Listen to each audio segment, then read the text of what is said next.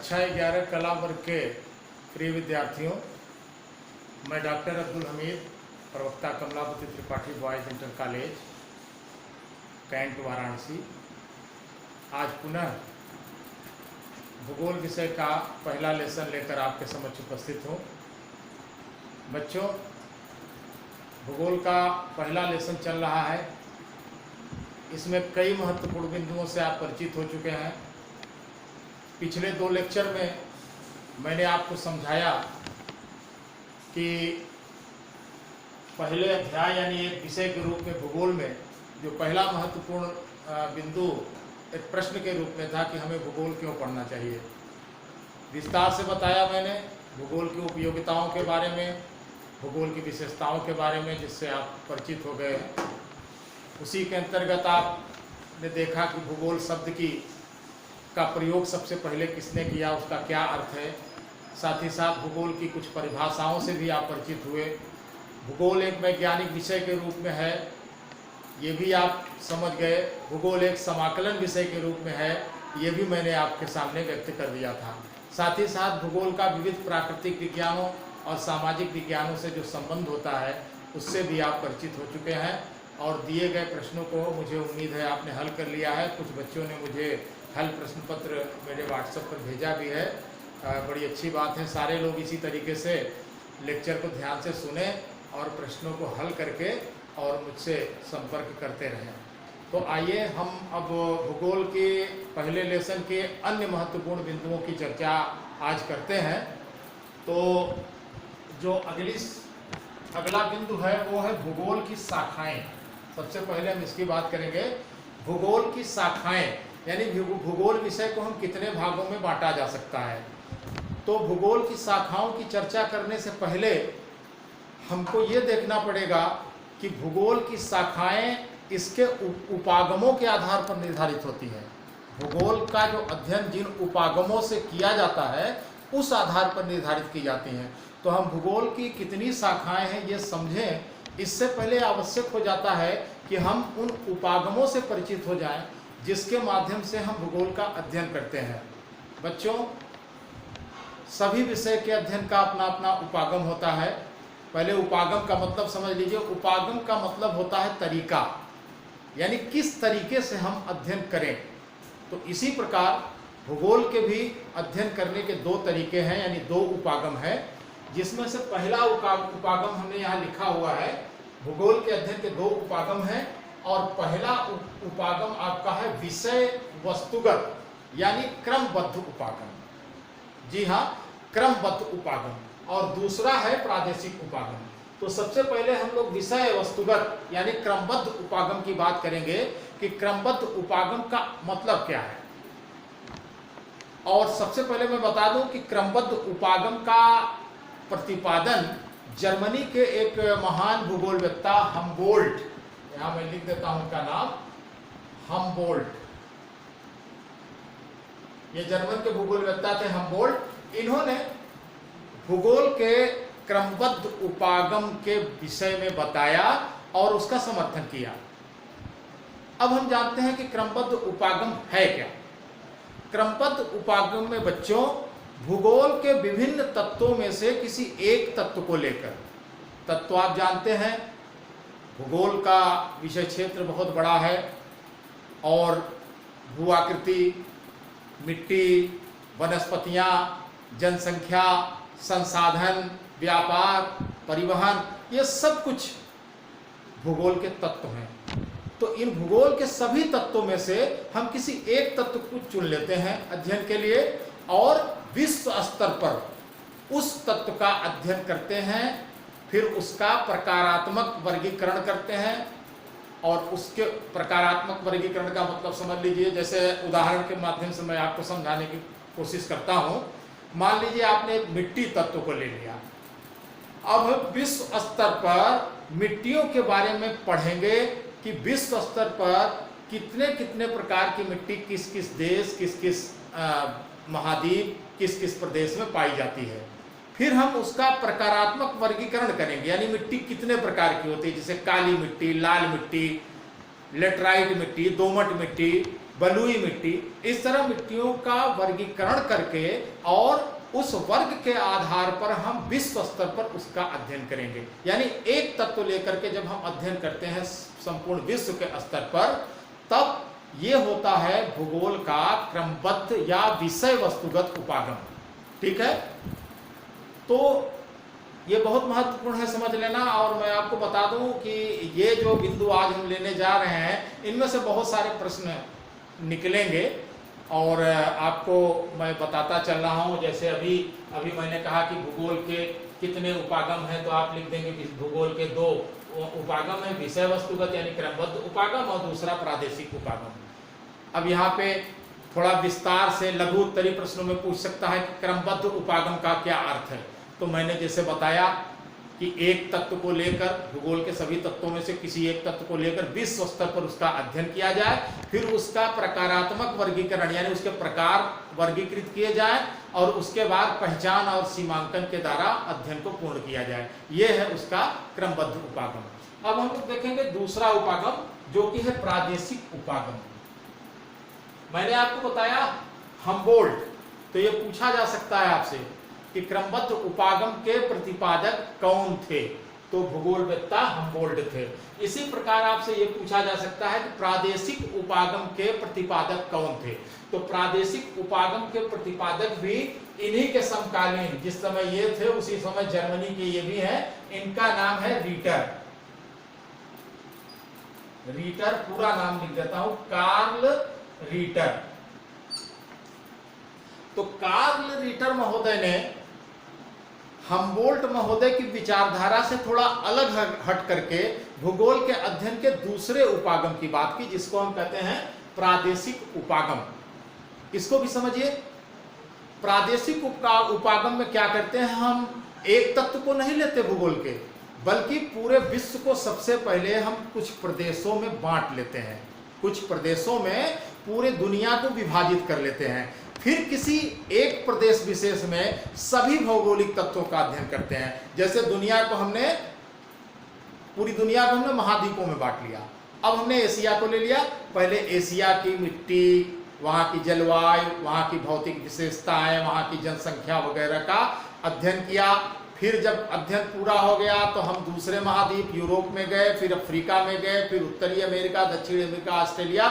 इस तरीके से हम विभाजित कर देते हैं पूरे दुनिया को कुछ भागों में। वो महाद्वीप स्तर पर भी या देश के स्तर पर भी हो सकता है, लेकिन यहाँ पे प्रादेशिक का सीधा सा मतलब है कि प्रदेश को हम कई श्रेणियों में विभाजित करके, उन्हें पदानुक्रमिक स्तर के प्रदेशों में विभाजित करके फिर किसी प्रदेश विशेष में सभी तत्वों का अध्ययन करते हैं। ठीक है, तो आपसे इस पर भी प्रश्न पूछा जा सकता है कि प्रादेशिक उपागम क्या है, तो आप इन सारी बातों को उसके अंतर्गत लिखेंगे। ठीक है, तो इस प्रकार ये 2 महत्वपूर्ण चीजें हो गई।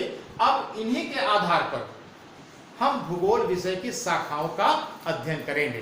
तो सबसे पहले हम विषय वस्तुगत यानी क्रमबद्ध उपागम के आधार पर भूगोल को कितने शाखाओं में बांटा जा सकता है, इसकी बात करें। तो क्रमबद्ध उपागम के आधार पर विभाजन, भूगोल विषय का क्रमबद्ध उपागम के आधार पर विभाजन करेंगे, शाखाओं में विभाजन। तो मैं आपको बताना चाहता हूं कि जब हम क्रमबद्ध उपागम के आधार पर विभाजन करते हैं तो सबसे महत्वपूर्ण बात आती है भौतिक भूगोल और मानव भूगोल। हालांकि 3 है, लेकिन मैंने 2 पर पहले टिक किया है। यह मैं बता देना चाहता हूं कि ऐसा मैंने क्यों किया है। बच्चों, एक समय था कि पृथ्वी पर जब मनुष्य नहीं थे या मनुष्य को हटा कर इसके अध्ययन की बात की जाए तो पृथ्वी पर सिर्फ भौतिक तत्वों का अध्ययन किया जाता है और वही है हमारा भौतिक भूगोल। लेकिन आप जानते हैं कि आज का हमारा भूगोल सिर्फ पृथ्वी के भौतिक तत्वों का अध्ययन नहीं है, बल्कि इसमें मानवीय तत्व भी शामिल हो गए। तो मानवीय तत्व और प्राकृतिक तत्व यानी भौतिक तत्व, इन्हीं दोनों से मुख्य रूप से भूगोल बना है। ठीक है, आपसे यहां भी प्रश्न पूछा जा सकता है कि क्रमबद्ध उपागम के आधार पर भौतिक भूगोल, क्रमबद्ध उपागम के आधार पर भूगोल की किन्हीं 2 महत्वपूर्ण शाखाओं का नाम लिखिए। तो पहला है भौतिक भूगोल और दूसरा है मानव भूगोल। ठीक है, और जब इस पर जैव मंडल का विकास हुआ। विभिन्न जीव जंतु, उनकी प्रजातियां, जब हम इन सब का भी अध्ययन भूगोल में करने लगे, तब हमारे भूगोल की यह तीसरी शाखा ने जन्म लिया, जिसको हम कहते हैं जैव भूगोल। ठीक है। अब आपसे हम पूछना चाहते हैं कि भौतिक भूगोल क्या है।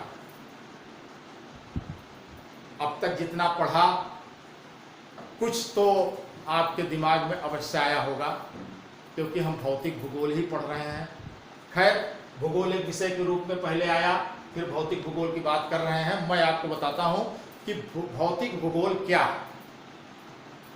भौतिक भूगोल पर्यावरण का निर्माण करने वाले भौतिक तत्वों एवं प्रक्रियाओं का अध्ययन करने वाले विज्ञान को कहते हैं। यानी पृथ्वी का निर्माण करने और उस पर जो भौतिक तत्व हैं, उसमें पृथ्वी को भी शामिल करते हैं। भौतिक तत्व मैंने अभी बताया। भूलैंड यानी कि जो भूदृश्य हैं, पर्वत, पठार, मैदान, घास के मैदान, फिर वनस्पतियाँ, उसके बाद मिट्टी, ये सारे तत्व हैं। तो ये पर्यावरण का निर्माण करते हैं। पर्यावरण का निर्माण करने वाले इन भौतिक तत्वों और उसके निर्माण की प्रक्रियाओं का अध्ययन, यानी सिर्फ आप पर्वत के बारे में, नदियों के बारे में, वनस्पतियों के बारे में, मिट्टी के बारे में सिर्फ इसका अध्ययन करें तो आप समझे कि यही भौतिक भूगोल है। नहीं, हमको, मैं कार्य कारण संबंध पहले ही समझा चुका हूं, तो उसी के अनुसार इसकी परिभाषा है कि इसके अंतर्गत हम पृथ्वी और उसके समस्त भौतिक तत्वों और उनके निर्माण की प्रक्रियाओं का अध्ययन करते हैं। तो निर्माण की प्रक्रिया क्या है? पर्वत निर्माण कैसे हुआ, मिट्टी का निर्माण कैसे हुआ, वनस्पतियों का आगमन कैसे हुआ, जलवायु का आगमन कैसे हुआ, इन सारी चीजों की जो निर्माण की प्रक्रिया है वो भी भौतिक भूगोल के अध्ययन में शामिल है।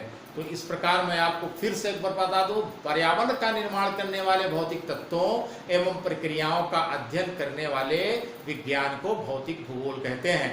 इसके अंतर्गत पृथ्वी, भूदृश्य, मिट्टी, वनस्पति, जलवायु, इन सभी तत्वों का अध्ययन किया जाता है और इनके निर्माण की प्रक्रिया का अध्ययन किया जाता है। ठीक है। तो आपसे पूछा जा सकता है भौतिक भूगोल किसे कहते हैं? जो मैंने बताया ये सारी परिभाषा आपको लिखनी होगी। अब आपसे दूसरा सवाल किया जा सकता है, मानव भूगोल किसे कहते हैं? क्रमबद्ध उपागम के आधार पर जब हम भूगोल को बांटते हैं 3 महत्वपूर्ण हिस्सों में, तो पहला भौतिक भूगोल मैंने समझा दिया। अब हम मानव भूगोल की बात करते हैं। मानव भूगोल क्या है? मानव भूगोल भूगोल की वह शाखा है जो पृथ्वी के पर्यावरण एवं मानव से उसके अंतर संबंधों की व्याख्या करता है। यानी जो हमारा भौतिक पर्यावरण है, मनुष्य उन पर्यावरणों का किस तरीके से अनुकूलन करता है, किस तरीके से प्राकृतिक पर्यावरण के तत्वों का उपयोग करते हुए वो अपना विकास करता है, यही है मानव भूगोल। तो फिर से एक बार ध्यान से परिभाषा सुन लें। मानव भूगोल भूगोल की वह शाखा है जो पृथ्वी के पर्यावरण एवं मानव से उसके अंतर संबंधों की व्याख्या करता है। दोनों का जो अटूट संबंध है उसकी व्याख्या करता है। ठीक है। तो इस प्रकार आपने मानव भूगोल और भौतिक भूगोल 2 चीजें जान ली। अब बात तीसरे की करते हैं, वो है जैव भूगोल। जैव भूगोल क्या है? इन भौतिक और मानवीय तत्वों के साथ इस पृथ्वी पर एक तीसरी महत्वपूर्ण चीज भी है और वो है जैवमंडल। जैवमंडल के अंतर्गत हम विभिन्न प्रकार के जीवों की प्रजातियों का भौगोलिक परिप्रेक्ष्य में वैज्ञानिक अध्ययन करते हैं। ठीक है। तो ये आपका है जैव भूगोल। तो इस प्रकार हम देखते हैं क्रमबद्ध उपागम के आधार पर जैव भौतिक भूगोल, मानव भूगोल और जैव भूगोल, ये 3 शाखाएं हैं। ठीक है।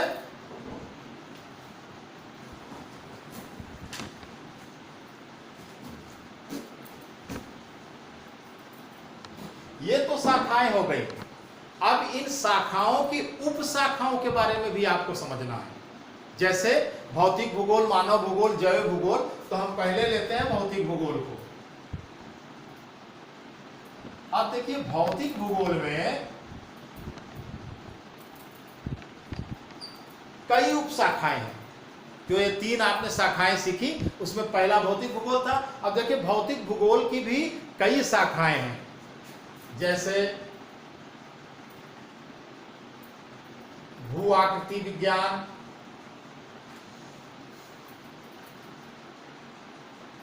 दूसरा है जलवायु विज्ञान,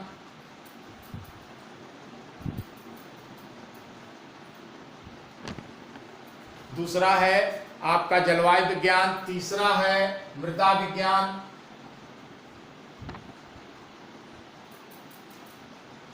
और चौथा है जल विज्ञान। ये 4 शाखाएं भौतिक भूगोल की हैं। मैं जल्दी से बता दूं आपको, भू आकृति विज्ञान का क्या अर्थ है। भू आकृतियों का क्रमिक विकास और उनके बनने की प्रक्रियाओं और विशेषताओं का अध्ययन। अभी भू आकृतियां आपको बताया था, जैसे पर्वत है, पठार है, मैदान है, रेगिस्तान है, घास के मैदान है। इन सबों का निर्माण किस तरह हुआ और उसकी क्या विशेषताएं हैं, इसका अध्ययन भू आकृति विज्ञान में किया जाता है। इसके बाद जलवायु यानी वायुमंडल जो है हमारा, उससे संबंधित है मौसम, जलवायु के तत्व, जलवायु के प्रकार और जलवायु के प्रदेश। पूरी दुनिया को कुछ जलवायु प्रदेशों में बांटा गया। जलवायु का पर्यावरण पर प्रभाव, इन सब का अध्ययन भौतिक भूगोल की इस शाखा में किया जाता है, जलवायु विज्ञान में। फिर है मृदा विज्ञान। मृदा विज्ञान का मतलब मिट्टी निर्माण, पूरे दुनिया में मिट्टी का वितरण, उसके निर्माण की प्रक्रिया, मिट्टी के प्रकार, उसकी उत्पादक क्षमता, उसके वितरण और उपयोग, इन सारी बातों का अध्ययन इस मृदा विज्ञान में किया जाता है। और चौथा है जल विज्ञान। जल विज्ञान में हम जल मंडल की बात करते हैं, समुद्र, झीलें, नदियाँ, अन्य कई प्रकार के जलाशय जो हमारे धरातल पर मौजूद हैं, उनका अध्ययन किया जाता है। मानव पर और पृथ्वी पर इसका क्या प्रभाव पड़ता है, जीवों पर क्या प्रभाव पड़ता है, इन सभी का अध्ययन जल विज्ञान में किया जाता है। तो यहाँ भी प्रश्न पूछे जा सकते हैं आपसे कि भौतिक भूगोल की किन्हीं 2 शाखाओं का नाम लिखिए। अभी भूगोल की 3 शाखाएं आपने पढ़ा, भौतिक भूगोल की 2 शाखाएं, तो कोई भी 2 मुख्य 2 ये है आप लिख सकते हैं। चारों पूछ सकता है। अलग अलग प्रश्न भी दिया जा सकता है कि भू आकृति विज्ञान का क्या अर्थ है। तो जैसे मैंने अभी बताया आपको, भू आकृतियों का निर्माण, उसका क्रमिक विकास, उसकी प्रक्रिया, उसकी विशेषताएं, इन सब का अध्ययन जिस विज्ञान में किया जाता है उसे भू विज्ञान कहते हैं। इसी तरह जलवायु में मैंने बताया, तो इनकी विशेषताओं के इन विषयों, ये विषय किन किन चीज़ों का अध्ययन करते हैं, यही इनमें 2-2, 4-4 लाइन लिखना है। ये आपसे अलग अलग भी पूछे जा सकते हैं, एक साथ विस्तृत उत्तरीय प्रश्न बना के पूछे जा सकते हैं कि भौतिक भूगोल के कितने उप शाखाएं हैं, उनका वर्णन कीजिए। ठीक है, तो जिस तरीके से मैंने आपको समझाया, इसी तरह उसका वर्णन आप कर देंगे। इसी प्रकार अब हम देखते हैं मानव भूगोल। तो मानव भूगोल में भी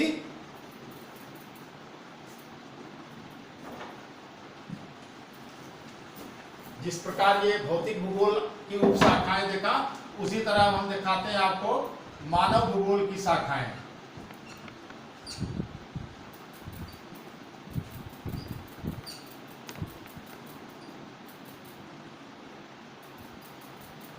अब मानव भूगोल की कुछ शाखाएं देख लें। पहला है सामाजिक सांस्कृतिक भूगोल। आप देख रहे तो वहां विज्ञान शब्द आ रहा था, यहाँ भूगोल शब्द आ रहा है। सामाजिक और सांस्कृतिक भूगोल। दूसरा है जनसंख्या एवं अधिवास भूगोल।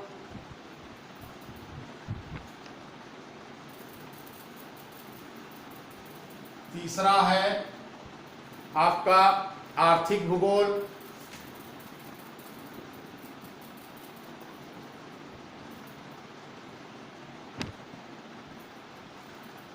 आर्थिक भूगोल, फिर इसके बाद है ऐतिहासिक भूगोल।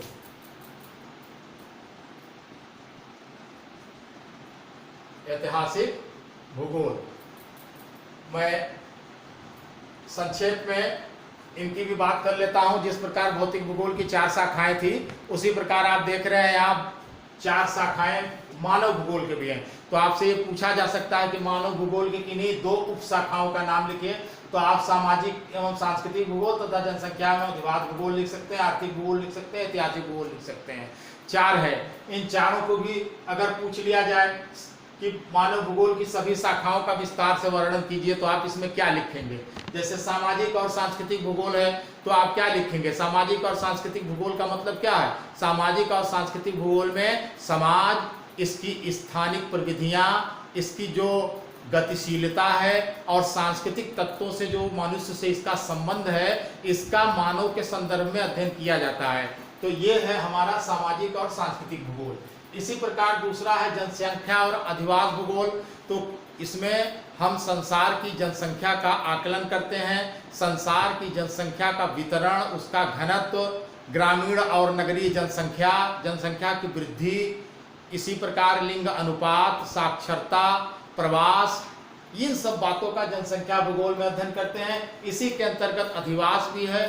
तो मानव का अधिवास अलग अलग तरह का होता है, नगरीय और ग्रामीण अधिवास अलग प्रकार के होते हैं। मानव की बस्तियों का अध्ययन भी भूगोल में किया जाता है, कई प्रकार की बस्तियां पाई जाती हैं। इन सब का अध्ययन हम जनसंख्या और अधिवास भूगोल में करते हैं, जो मानव भूगोल की एक महत्वपूर्ण शाखा है। तीसरी सबसे महत्वपूर्ण शाखा है आर्थिक भूगोल।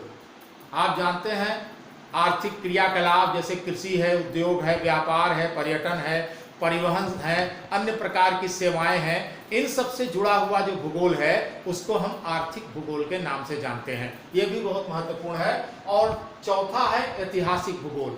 आप जानते हैं इसी धरातल पर इतिहास घटित होता है, भौगोलिक घटनाएं घटित होती हैं। तो भौगोलिक घटनाओं का इतिहास का एक संबंध होता है। जो भौगोलिक घटनाएं घट चुकी, बाद में वह इतिहास बनती हैं। तो इस प्रकार इतिहास और भूगोल का जो एक संबंध होता है, वो ऐतिहासिक अध्ययन के अंतर्गत ऐतिहासिक भूगोल में किया जाता है। तो इस प्रकार हम देखते हैं भौतिक भूगोल के साथ साथ मानव भूगोल की भी 4 शाखाएं हैं। मुझे उम्मीद है आप लोग विधिवत इसको समझ लिया होगा। अब एक तीसरी जो शाखा मैंने भूगोल की बताई थी, मानव भूगोल भौतिक भूगोल, मानव भूगोल और जैव भूगोल। तो जैव भूगोल से आगे की चर्चा हम लोग कल के लेक्चर में करेंगे। मैं आपको बता दूं, ये जो पहला पाठ आपका चल रहा था, आज इसका तीसरा लेक्चर था। और कल मैं पूरी उम्मीद करता हूं कि आपका ये लेसन खत्म हो जाएगा। कर मैं निश्चित रूप से इस लेसन को समाप्त कर दूंगा। तो जैव भूगोल और बाकी बची हुई जो बिंदु हैं आपके पाठ के, वो मैं कल बताऊंगा। अब मैं तुरंत आपके पास इससे आधारित क्वेश्चन भेज रहा हूं। मैंने पहले ही कहा था कि इस पार्ट में क्वेश्चन कुछ ज़्यादा होंगे, तो आप ध्यानपूर्वक उन क्वेश्चनों का अध्ययन करें और मेरे लेक्चर और जो पुस्तक आपके पास ऑलरेडी है उसके आधार पर उसका उत्तर लिखें। और उत्तर लिख करके संभव जितना भी हो मेरे व्हाट्सएप पर, यानी व्हाट्सएप पर डाल दें, सारे बच्चे देखें, हम भी देखें उसको। और जैसा कि मैंने पहले ही कहा है कि अगर किसी भी प्रकार की कोई आपको कुछ पूछना है, कोई शंका समाधान करना है, तो आप 3 से 4 बजे के मध्य मुझसे बुध और बृहस्पतिवार को बात करके शंका का समाधान कर सकते हैं। तो आज के लिए इतना ही। कल फिर अब इस लेसन को समाप्त करने के लिए आखिरी लेक्चर में आपसे मिलेंगे। ठीक, धन्यवाद।